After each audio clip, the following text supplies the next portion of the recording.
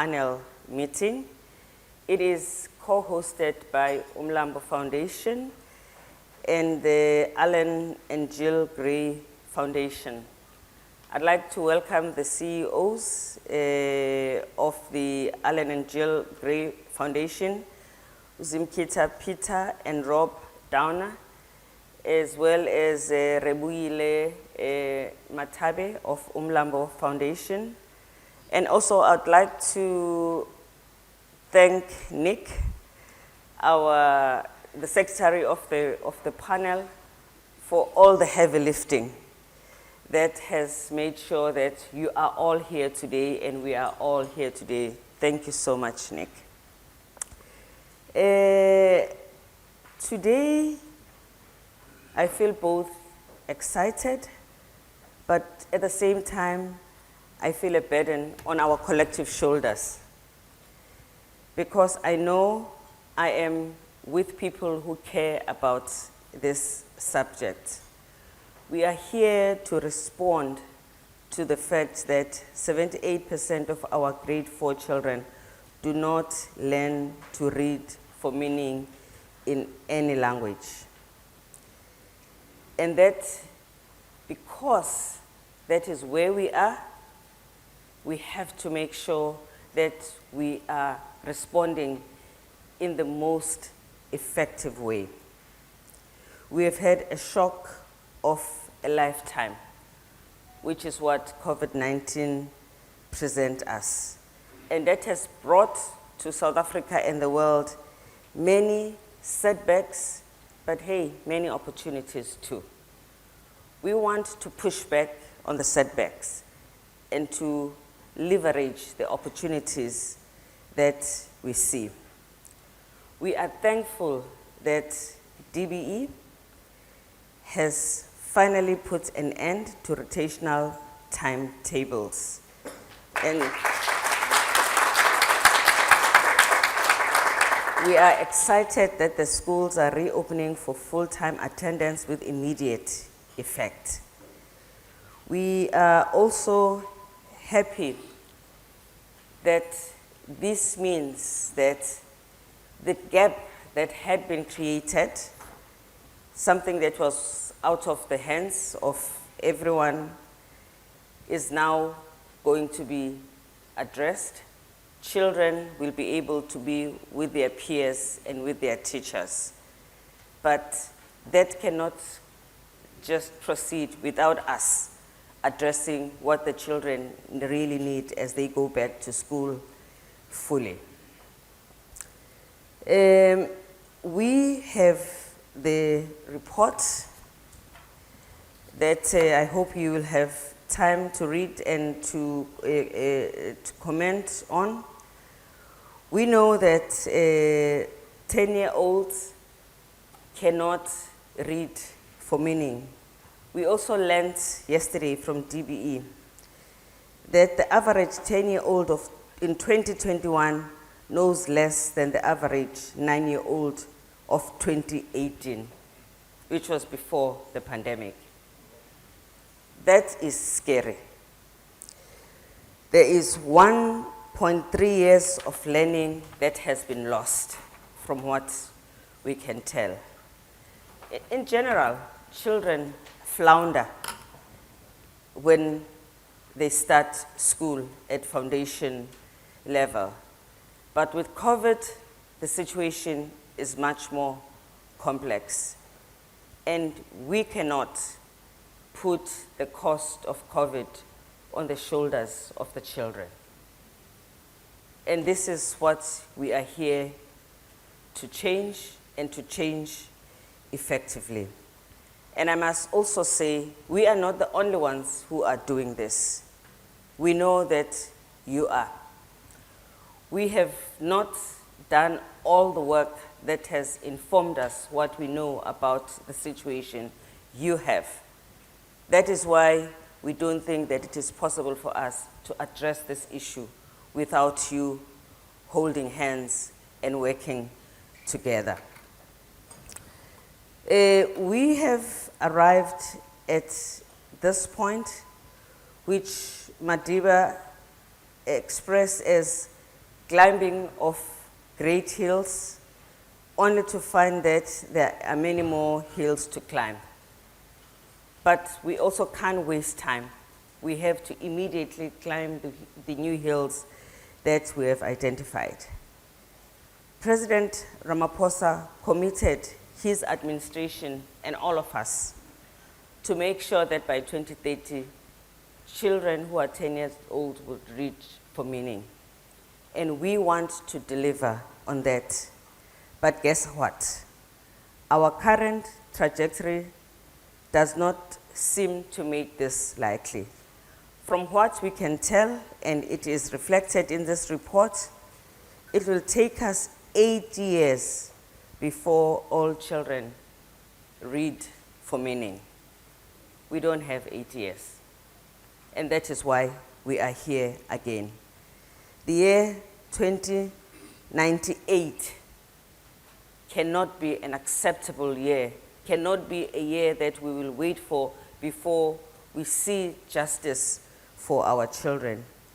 The train is leaving us, and that is giving me, and I think all of you, a lot of anxiety, because we ought to be doing more for our children.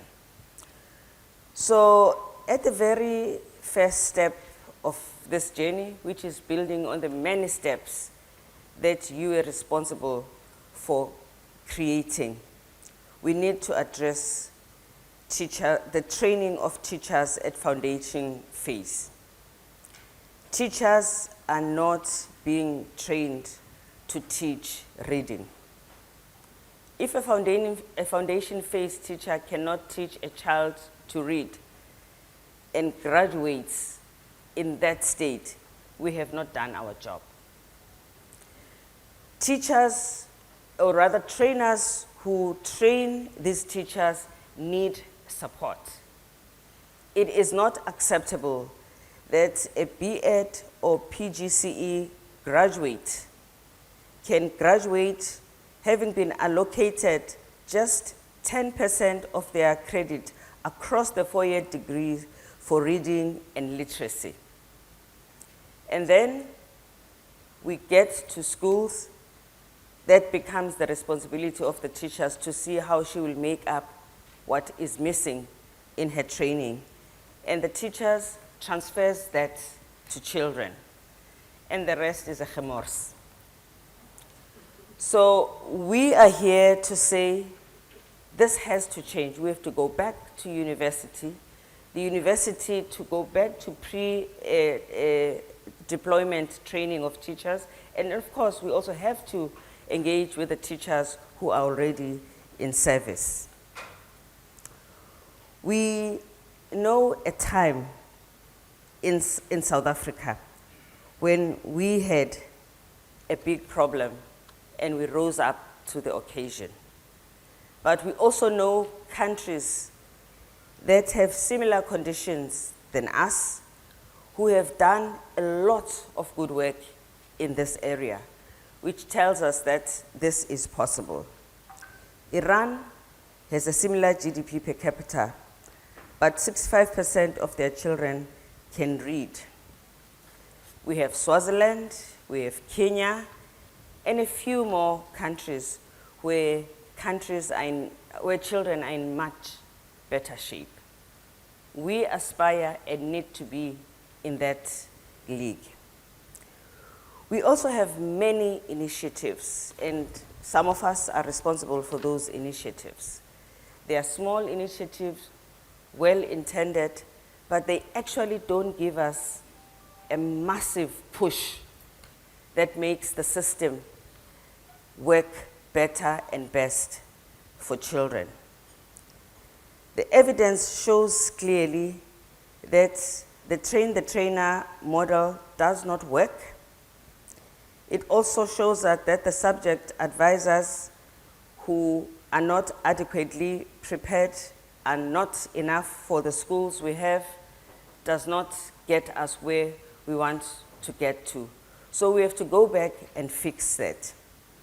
We need help to equip teachers and learners with books and resources they need to teach reading. The only books that are universally available in every classroom are the DBE workbook, and that has been a really big win. We must say that, again, we need to do more of this. The DB workbooks is such a good example of where we have taken a universal approach and provided every child with a workbook they need.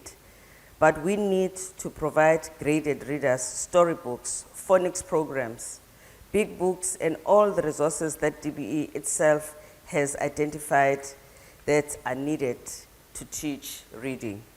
We also need our libraries back in action. We need children to read for enjoyment at home and at community level.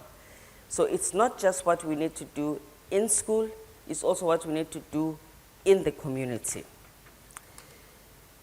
It is true that the ultimate success of fixing this program would actually depend on the overall restructuring of the entire education system. That might put the fear of the Lord in you. So I am not saying this right now, but I'm not taking it off the table. This is something that we must think about. Right now, we are just talking about the foundation level, talking about fixing grade 1 to 3. And I am saying that is urgent. Let me remind you that in 2005, we were in a very bad space as South Africans.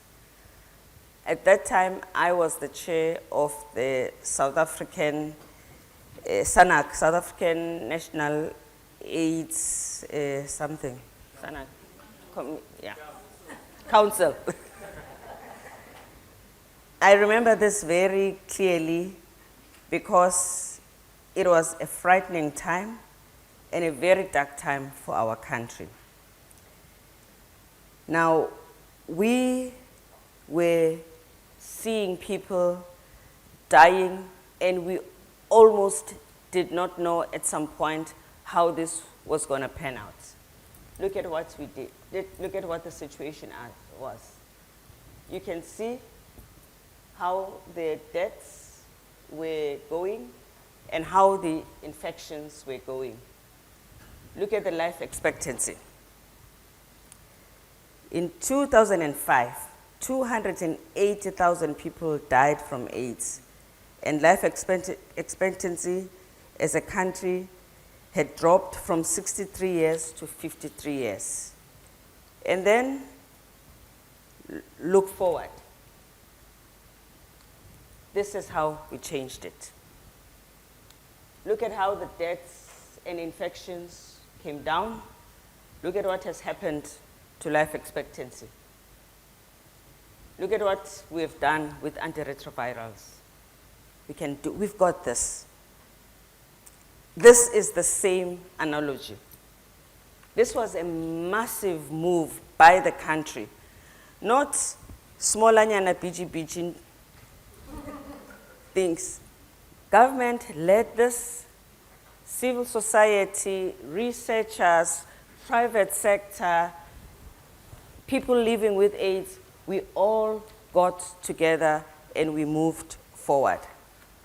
It was for me both frightening and exciting to lead SANAC.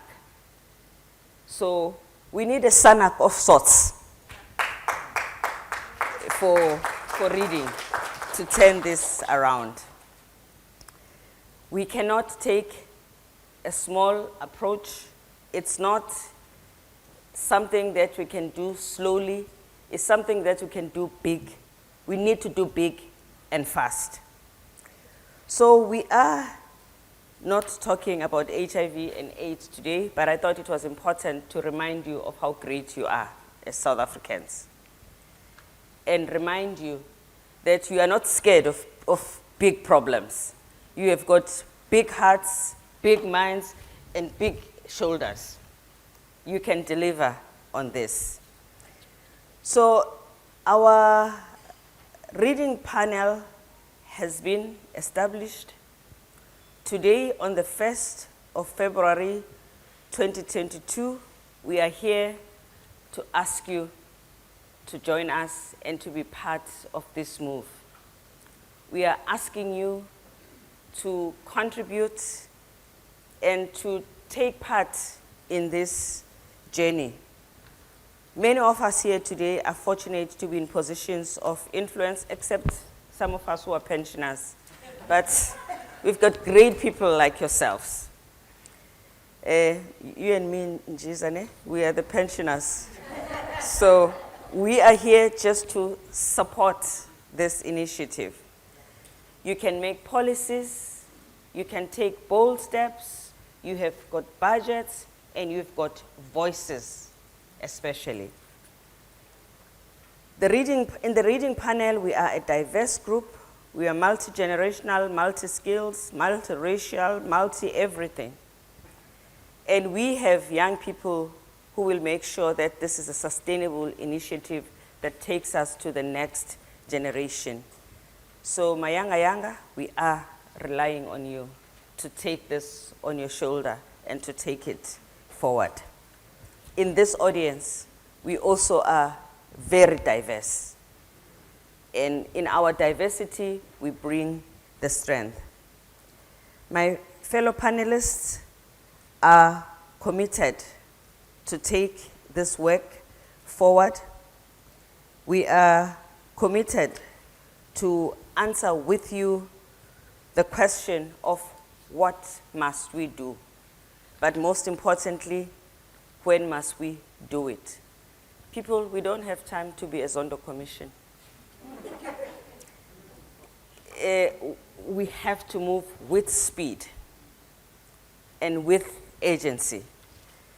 And together, we need to answer the question, what needs to change if we have to reach the 2030 goal? And we are not accepting the fact that we need to wait for 8 years. So to come back to Mandela's questions, we indeed find ourselves in a very long journey. The obstacles in front of us are formidable but not insurmountable. And we are experienced in dealing with these complex problems. We have to equip our teachers. We have to improve the quality of initial teacher education at university. We have to address the issue of budget. We have to untie the knots that prevent us from moving forward. And so much depends on us achieving this. Our economic growth as this country depends on the children. If we don't prepare them for that, we sunk. So our economic growth, our dignity, advancement to gender equality depends on us moving forward. As this panel, we will be releasing reports that view our problems. We will be pushing for fundraising that assists government, who obviously must lead this process. And we will be depending on you to bring your expertise to take this forward. And we also need to mobilize our communities, parents, in order to make sure that education is truly a societal issue. Reaching 2030 goal will require us once more again to have the courage that we surmounted in order to address and break the bone of HIV and AIDS. It's not over. We still have a problem with AIDS. We still have to continue the fight, but we've come a long way. So I thank you for being here, and I hope that we will have a wonderful conversation today and leave here sort of assured that we've got this. We can turn it around. Thank you.